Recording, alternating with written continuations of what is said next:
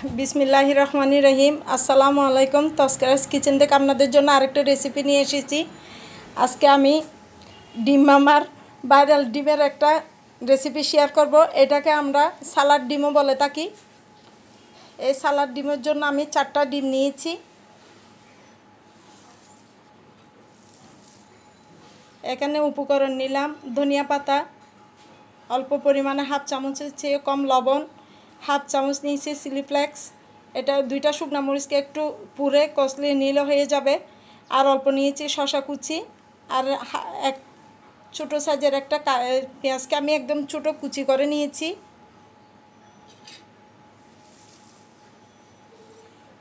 এবার ডিমটাকে একটু ফালি করে নিব।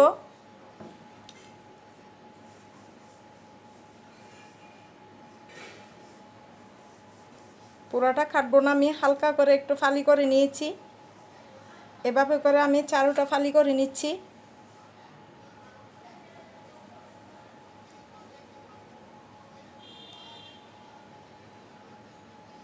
এতটুকুই থাকবে, পিছনের অংশে কাটি নাই। এই তো এবার আমি হালকা করে ডিমের কুসুমটাকে একটু বের করে নিচ্ছি। এভাবে করে আমি একটু ডিমের কুসুমটা বের করে নিব।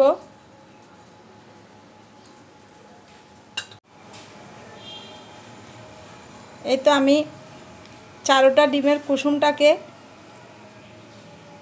এভাবে আলতো হাতে একটু মাখিয়ে নিচ্ছি, সাথে একটু সস দিলাম।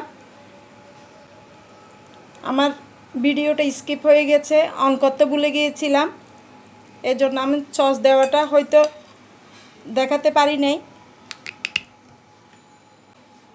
আমি আরেকটু সস দিয়ে দিচ্ছি।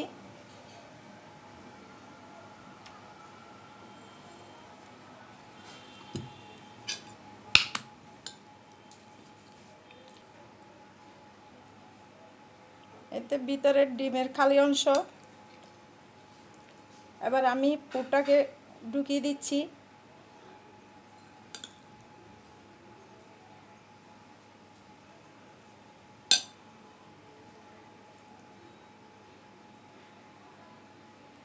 এভাবে করে আমি 4টা ডিম বানিয়ে নিব। এই তো হয়ে গেল আমার সালাদ ডিমের রেসিপি। দেখতে এরকমই হয়েছে, মাশাআল্লাহ, আলহামদুলিল্লাহ। আপনারা একবার ট্রাই করে দেখবেন। এটা আপনারা সবাই পারেন, তবু আমি আমার মতো করে আপনাদের সাথে শেয়ার করলাম। কোনো ভুল ত্রুটি হয়ে থাকলে ক্ষমা সুন্দর দৃষ্টিতে দেখবেন। আমার এই সালাদ ডিমের রেসিপিটা আপনাদের ভালো লেগে থাকলে আমার রেসিপিটাকে একটা লাইক দিবেন, কমেন্ট ও শেয়ার করে দেবেন, যেন সবার কাছে পৌঁছে যায়। আপনাদের সবার সহযোগিতা কামনা করছি। আজ এই পর্যন্তই। আল্লাহ হাফেজ। আসসালামু আলাইকুম।